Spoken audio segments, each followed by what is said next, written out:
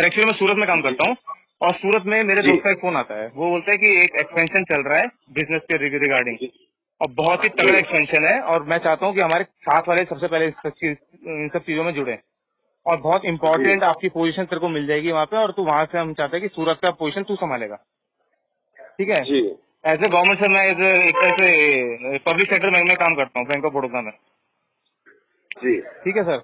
तो यहाँ पर मेरा फोन आया, फिर मैंने उसको समझाया कि देखो एज एन एम्प्लॉई वैसे भी हम दूसरी चीजों में वो नहीं कर सकते, नौकरी नहीं कर सकते, है ना, बीइंग इनटू अ जॉब। तो मैंने उससे समझाया ये सब चीजें, उससे बोला नहीं नहीं ये जॉब जॉब कुछ नहीं है, सिर्फ एक एक्सपेंशन है तेरा, मतलब एक अलग से एक इनकम हो जाएगी। ठीक है ना। और कब तक नौकरी करनी है, ये वो तो लोगों की सुनना है, ये वो तो अगर अच्छी इनकम कहीं से बनने लग जाए अपने आप तो नौकरी का क्या मतलब है इसमें। फिर ऐसे इस टाइप से उसने मुझे अट्रैक्ट किया चीजों के लिए। फिर इसमें मेरी एक मीटिंग सर वहां पर कराई, एक कोई प्रेसिडेंट होटल करके कुछ दिल्ली में था, वहां पर ही मैंने इन सब चीजों से स्कीम के बारे में पूछा। फिर मुझे एक बार थोड़ा सा डाउट हुआ कि कहीं ये चेन सिस्टम तो नहीं है, जो मल्टी लेवल मार्केटिंग टाइप का होता है जो बिजनेस, एक पिरामिड स्ट्रक्चर, कहीं ये वो तो नहीं है।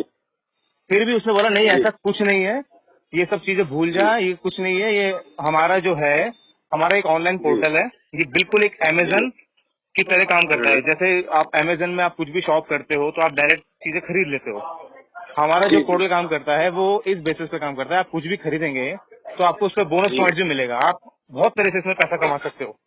फिर भी उसने वो एग्री नहीं किया, उसने ये बोला कि चेन सिस्टम मार्केट नहीं है, दिस इज नॉट, ये कोई पिरामिड स्ट्रक्चर नहीं है, इसका स्ट्रक्चर बहुत अच्छे से डिजाइन किया गया है कि तुम कुछ भी अगर करते हो तो तुम पैसा कमा सकते हो। और कुछ एक्सप्लेन नहीं किया बहुत पूछने पर भी। तो एज अ ट्रस्ट मैंने उस पर ट्रस्ट दिखा के मैंने उसको पैसा दिया, 50,000 के मैंने उसको 6 ट्रांजेक्शन उसके अकाउंट में ट्रांसफर किए थे। 6 ट्रांजेक्शन अगर मैं आपसे डिटेल मांगू मिल जाएगी? हाँ डिटेल उसका आपको सर वो मिल जाएगी, क्या बोलते हैं उसका, वो जो ट्रांजेक्शन आईडी वगैरह है और उसका अकाउंट नंबर उसमें मेंशन है। सब है ना सर आपके पास में? हाँ सर मेरे पास है, वो रखा हुआ है। आपने जो कंप्लेन दर्ज कराई है अभिषेक साजवान के खिलाफ में कंप्लेन दर्ज कराई, यही आपके फ्रेंड है? हाँ ये मेरा फ्रेंड है, ये इस समय सर बेंगलोर में नौकरी करता है।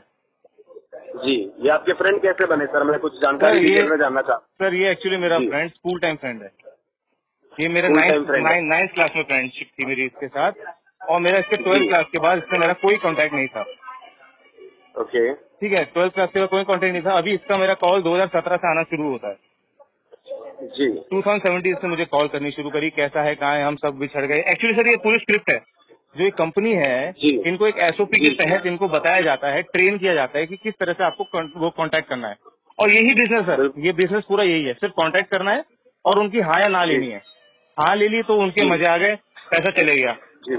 कुछ लोग इस बिजनेस में बहुत अच्छे से काम कर रहे हैं, क्योंकि हम जैसे जो लोग हैं थोड़े से फंसे हुए हैं, इसमें बहुत सारे लोग हैं, 200-300 लोग हैं जो अभी हमारा अलग ग्रुप बना है। ठीक है सर जी।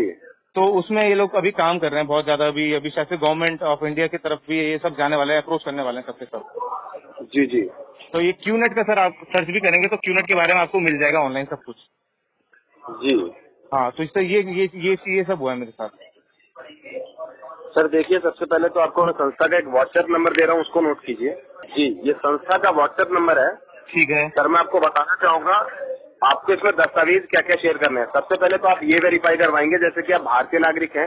हाँ। आपके पास आपका आधार कार्ड, वोटर आईडी या ड्राइविंग लाइसेंस होगा। ठीक है। आपका जो केस है सर ये साइबर सेल से रिलेट करता हुआ केस है, तो हमारी जो टीम है वेरिफिकेशन टीम आपके सारे एविडेंसेस और सारे डॉक्यूमेंट्स, आपके पास आपके फ्रेंड का नंबर होगा सर? हाँ मोबाइल नंबर है, कॉलिंग नंबर जी। आपकी उनसे व्हाट्सएप वगैरह पे कोई बात हुई है? सर व्हाट्सएप वगैरह मेरी थोड़ी बहुत चैट पड़ी है, एक्चुअली मेरी बात हुई थी कॉल रिलेटेड, वो सब डिलीट हो चुकी है। जी व्हाट्सएप पे आपकी वो पर्सनल चैट तो नहीं है, आपकी इस बिजनेस से रिलेटेड ही चैट है ना? हाँ बिजनेस से रिलेटेड चैट है, थोड़ी बहुत मतलब जो आपस में बात होती है वो थी थोड़ी बहुत, और कुछ नहीं। जी तो आपको करना क्या है, संस्था का जो आपको व्हाट्सएप नंबर दिया गया है आप उसमें सबसे पहले अपना नाम दर्ज करेंगे। ठीक है। नाम के बाद में आपको अपना आधार कार्ड, वोटर आईडी या ड्राइविंग लाइसेंस, तीनों में से कोई एक चीज शेयर करेंगे। ठीक है। उसके बाद में आपको करना क्या है, जितनी आपने ट्रांजेक्शन करी है वो 6 ट्रांजेक्शन करी है आपने 50-50 हजार की। हाँ जी। जी उन 6 की 6 ट्रांजेक्शन के स्क्रीनशॉट शेयर करेंगे। ठीक है, ताकि वेरिफिकेशन डिपार्टमेंट जब उनको वेरीफाई करे तो वो पता करे कि किसके अकाउंट में पैसा गया है। ठीक है सर। एक्चुअली सर मुझे एक और चीज ऐड करनी थी, मैंने इनको पैसा जब ऐड किया इन्होंने बोला कि तुम बिजनेस में एक तरह से पार्टनर जैसे बन जाओगे। ठीक है सर, एक पार्टनर बनने के लिए एक मेमोरेंडम साइन होता है ऑब्वियसली, जिसमें एक कंपनी का डायरेक्टर होगा तभी तो साइन होगा, है ना सर ऐसे, और उसमें कोई गारंटर होता है सामने से, उसमें कुछ नहीं। उन्होंने क्या किया, मेरे से 500 रुपए का अपने सेफ्टी के लिए ना डराने के लिए 500 रुपए का स्टाम्प पेपर में साइन कराया था। और उसमें इन्होंने क्या करा कि मेरे अकाउंट से परचेजिंग करवाई, पता नहीं कौन कौन से प्रोडक्ट जो मुझे पता नहीं थे। कुछ प्रोडक्ट है परचेजिंग, मतलब इन्होंने क्या है, इन्होंने अपना बिजनेस को बताया गया है डायरेक्ट सेलिंग करके जी, और अमेजन टाइप का बिजनेस इस टाइप का बनाया गया, लेकिन ऐसा कुछ नहीं है। तो इन्होंने परचेजिंग कर दी है जिसकी वैल्यू मार्केट में कुछ है ही नहीं, और इनके अपने पोर्टल में ही मिलता है वो। देखिए सर, मैं आपको बताना चाहूंगा, इस तरीके के जो केसेस होते हैं इसमें आपका पहले तो पूरा ट्रस्ट बिल्डअप कर लिया जाता है। हाँ। देन उसके बाद में जो इनकी अपनी जो आपने बताया स्क्रिप्टेड लाइनें होती हैं, सारी ये आपस में बैठ के बातें करते हैं, आपकी मीटिंग कराते हैं। देन आपको ऐसा भी नहीं कि छोटी मोटी जगह बुलाते हैं, बहुत अच्छी खासी जगह पर आपको बुला के वहाँ मीटिंग कराते हैं। बिल्कुल बिल्कुल सर। जी, जैसा आपने बताया कि आप सूरत में वर्किंग है और आपको दिल्ली में बुला के आपकी मीटिंग कराई गई केस से रिलेटेड। हाँ। जी, तो मैं आपको बताना चाहूंगा, तो आपको संस्था का व्हाट्सएप नंबर दिया है, आपके पास जितने भी एविडेंस है उनके खिलाफ, ओके, वो सारी चीजें आप शेयर करेंगे। ठीक है, वेरिफिकेशन डिपार्टमेंट उनको वेरीफाई करेगा। अगर आपका पैसा रिकवर कराया जा सकता है, ठीक है, तो ग्राहक सेवा सुरक्षा आपकी पूरी सहायता करेगा। ठीक है सर। साथ ही साथ मैं आपको बताना चाहूंगा, आपका जो टोटल अमाउंट है 3 लाख रुपए का है। हाँ, 3 लाख रुपए, जिसमें से मैंने जैसे तैसे करके उसका आई गेस 27,000 समथिंग मैंने उससे ले लिया था। 27 नहीं तो सर, आपके पास जो आपने कैश लिया था वो 27,000 कैसे लिया था? वो उसने मुझे अकाउंट में ही ट्रांसफर किया था, किसी अकाउंट में।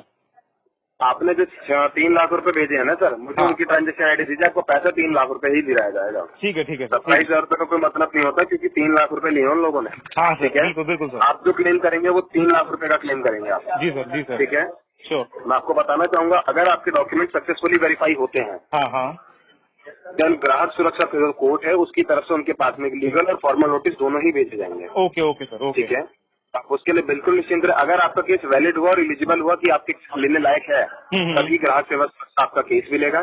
ठीक है, 15 से 20 दिन का समय लगेगा सर आपके केस पे कार्रवाई करने में। जी सर। ठीक है, और इस केस पे कार्रवाई होगी, आपको मालूम होगा अगर आप ये केस कराते हैं, देन आपको एक लॉयर चार्ज पे करना पड़ता है, प्लस आपको डॉक्यूमेंटेशन का चार्ज पे करना पड़ता है। ठीक है जी, बट आपको यहाँ पर कोई लॉयर चार्ज नहीं पे करना है, आपको यहाँ पर वो डॉक्यूमेंटेशन का चार्ज पे करना है। ठीक है, वो चार्ज भी आप जब पे करेंगे जब आपका केस एलिजिबल होगा।